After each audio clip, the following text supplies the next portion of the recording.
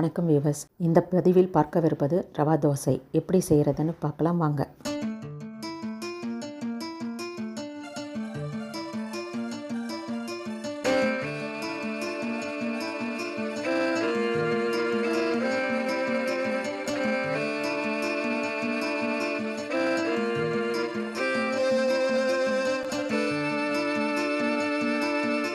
ஒரு ஸ்பூன் மிளகு ஜீரகம் எடுத்துக்கணும். பொடியாக அரிஞ்ச இஞ்சி பச்சை மிளகா கொஞ்சம் எடுத்துக்கணும், காரத்துக்கு ஏற்ற மாதிரி. கருவேப்பிலை அரிஞ்சு வச்சுக்கணும்.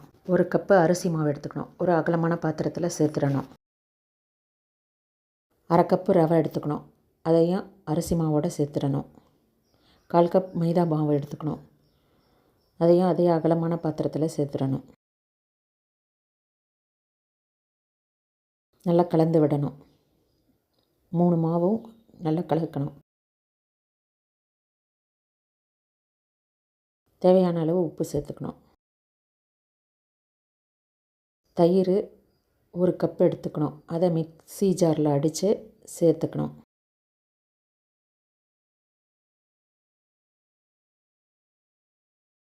மிக்ஸி ஜார் கழுவின தண்ணியை இதிலேயே சேர்த்துடணும். கலக்கணும். தண்ணி பத்தலைன்னா தேவையான அளவு சேர்த்துக்கணும். ரவா தோசைக்கு தண்ணி கொஞ்சம் அதிகமாகவே தேவைப்படும். கொஞ்சம் தண்ணியாக இருந்தால் தான் தோசை நல்லா வரும். கட்டி இல்லாமல் நல்லா கரைச்சிக்கணும் மாவை.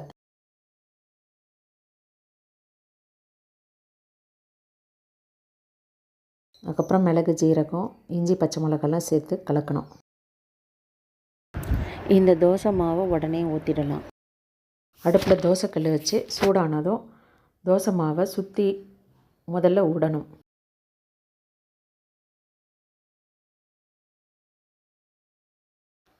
எண்ணெயை சேர்க்கணும். ரவா தோசைக்கு கொஞ்சம் எண்ணெய் அதிகமாகவே தேவைப்படும். வெந்ததும் திருப்பி போடணும். இது கொஞ்சம் கனமாக இருக்குது இந்த தோசை. முதல்ல ஒரு தோசை ஊற்றி பாருங்கள், எப்படி வருதுன்னு பார்த்துட்டு அதுக்கப்புறம் வேணும்னா தண்ணியை ஊற்றி தோசை மாவை வாக்கலாம்.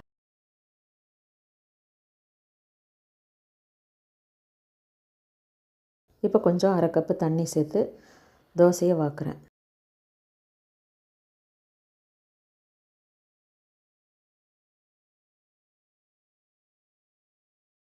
எண்ணெயை விடணும். நல்லா வேக விட்டு திருப்பி போடணும். மிதமான தீயிலேயே வேக விடணும், இல்லைன்னா கருகிடும் நடுவில் மட்டும்.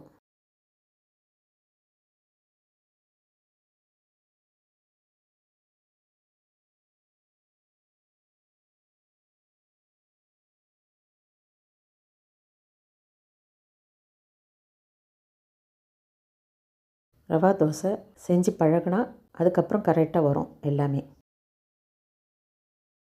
சரியாக வரும்.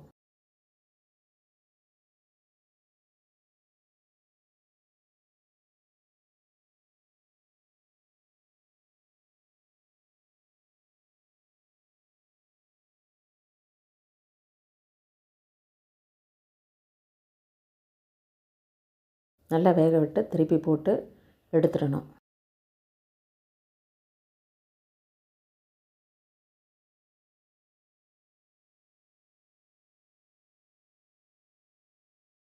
ரவா தோசை தயார். இது தேங்காய் சட்னி வச்சுட்டு சாப்பிடலாம், ரொம்ப நல்லாயிருக்கும். வியூவர்ஸ், இந்த பதிவு பிடிச்சிருந்தால் லைக் பண்ணுங்கள், ஷேர் பண்ணுங்கள், சப்ஸ்கிரைப் பண்ணுங்கள். நன்றி.